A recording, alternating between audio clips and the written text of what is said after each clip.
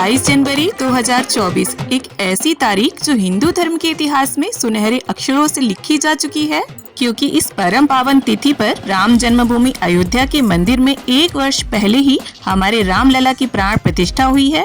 और जैसा कि हम सभी जानते हैं कि पिछले वर्ष इसी तिथि पर यानी 22 जनवरी को ही सभी के घरों में राम ज्योति जलाई गई थी। पूरा भारतवर्ष जगमग जगमग हो रहा था। कुल मिलाकर एक तरह से राम दिवाली इस दिन मनाई गई थी। और देखिए, हमारे जीवन में दो बार दीपावली को मनाने का योग जो है वो पूरे 500 साल की लंबी प्रतीक्षा के बाद आया है। तो ऐसे में हम राम भक्तों का परम सौभाग्य है कि हम हर वर्ष इसी तिथि पर इसी तरह से हर वर्ष राम दिवाली को घर पर मनाएं। तो आज की इस वीडियो में मैं आपको दिखाने वाली हूँ कि 22 जनवरी की शाम आप श्री राम दिवाली कैसे मनाएं, और इस कंटेंट पर YouTube पर आप ये वीडियो पहली बार देखेंगे। तो चलिए शुरू करते हैं। तो 22 जनवरी की शाम आप एक जगह सुनिश्चित कर लें और एक चौकी लगा लें, उस पर लाल या पीले रंग का वस्त्र बिछा लें। और ये पूजन आप अपने घर के मंदिर में भी कर सकते हैं, या आप अलग से चौकी लगाकर डेकोरेशन करना चाहें तो वो भी कर सकते हैं। तो यहाँ पर राम दरबार को आसन देने के लिए मैंने अलग से एक छोटी चौकी लगाई है, और फूलों का या अक्षतों का आसन देते हुए हम राम दरबार को विराजमान कर लेंगे। राम दरबार में प्रभु श्री राम, लक्ष्मण, माता सीता और हनुमान जी होते हैं। और अगर आपके पास मूर्ति ना हो, फोटो हो, तो वो भी ले सकते हैं आप। और अगर सिर्फ रामचंद्र जी का फोटो है आपके पास तो आप हनुमान जी का फोटो या मूर्ति भी जरूर रखें। अब यहाँ पर अक्षतों का आसन देते हुए माता लक्ष्मी और गणपति जी को भी हम विराजमान कर लेंगे। तो देखिए, जैसा कि मैंने बताया, हम दिवाली की तरह से इस पूजन को करेंगे, राम दिवाली मनाएंगे। तो यहाँ पर आप गणपति जी को और माता लक्ष्मी को भी स्थापित जरूर करें। अब देखिए, जिस तरह से हम दिवाली पर लक्ष्मी दीपक जलाते हैं ना, ठीक वैसे ही हमें इस दिन राम दीपक जलाना है। तो अगर आपके पास बड़ा सा पीतल का अखंड दीपक है तो उसे ले लीजिए, वरना आप मिट्टी के दीपक में या पूजा की किसी कटोरी में भी इस दीपक को जला सकते हैं।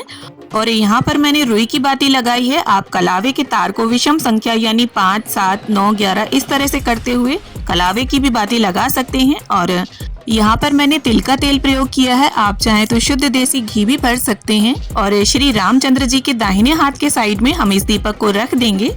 और इसके साथ ही गंगा जल और फूल की सहायता से स्नान की भावना से हम सभी को छींटा दे देंगे और चौकी का भी पवित्रीकरण कर लेंगे। अब देखिए, अगर आपकी धातु की मूर्तियां हैं तो आप बाकायदा उन्हें स्नान कराएं, अच्छे प्रकार से पंचामृत से स्नान कराएं।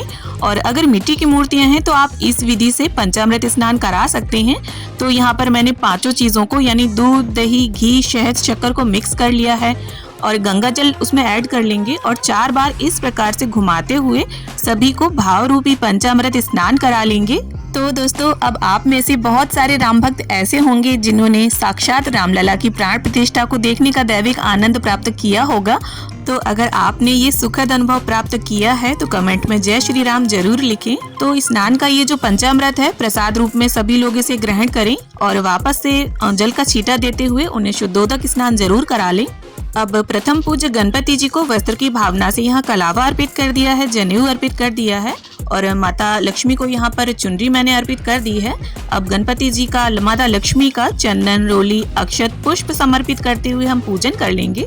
और इसके बाद संपूर्ण राम दरबार को और दीपक को भी हम तिलक करेंगे, पुष्प अर्पित करेंगे। तो दोस्तों, 22 जनवरी की ये जो ऐतिहासिक तिथि है, बड़े ही भाग्य से हम सभी के जीवन में आई है। हमारे पूर्वजों ने हजारों मंदिरों को टूटते हुए देखा है और हम जो है वो बहुत भाग्यशाली हैं जो हमने राम मंदिर को बनते हुए देखा है। तो अगर आप नया कोई वस्त्र लेकर आए हैं या कोई नई चुनरी लेकर आए हैं तो हम इस प्रकार से प्रभु श्री राम को और सभी को वस्त्र की भावना से ये चुनरी अर्पित कर देंगे। और प्रभु श्री राम को और हनुमान जी को यहाँ पर हमने जनेऊ अर्पित कर दिए हैं।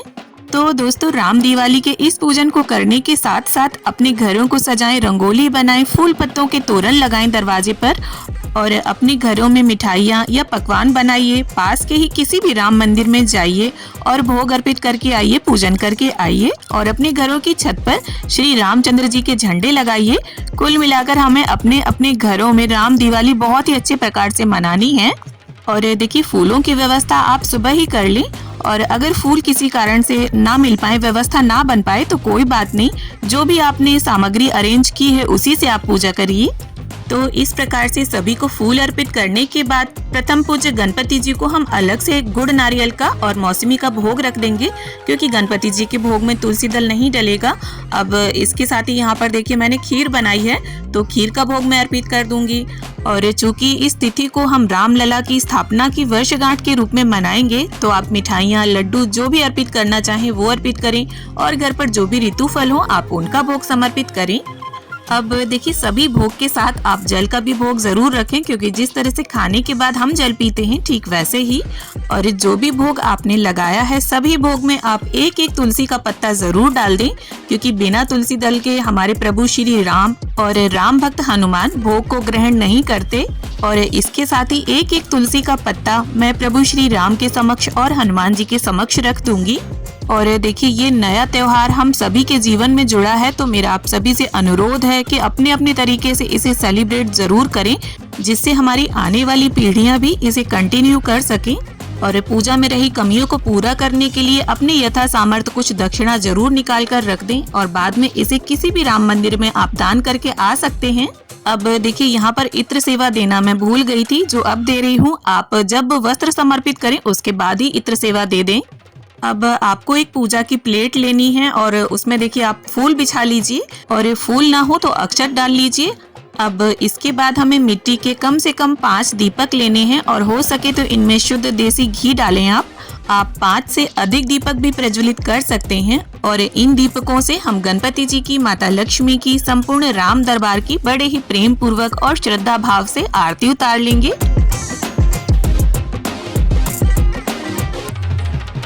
तो देखिए कुछ ने रामलला की प्राण प्रतिष्ठा का दैविक आनंद लिया, कुछ ने बाद में जाकर रामलला के दर्शन किए, और कई भक्त ऐसे होंगे जो रामलला के दर्शन के सुख से अभी भी वंचित होंगे।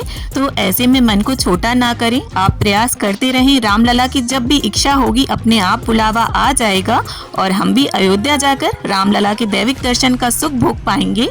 तो जैसा कि आप सभी जानते होंगे कि अयोध्या के राम मंदिर में जो रामलला की छवि है वो अत्यंत मनमोहक है।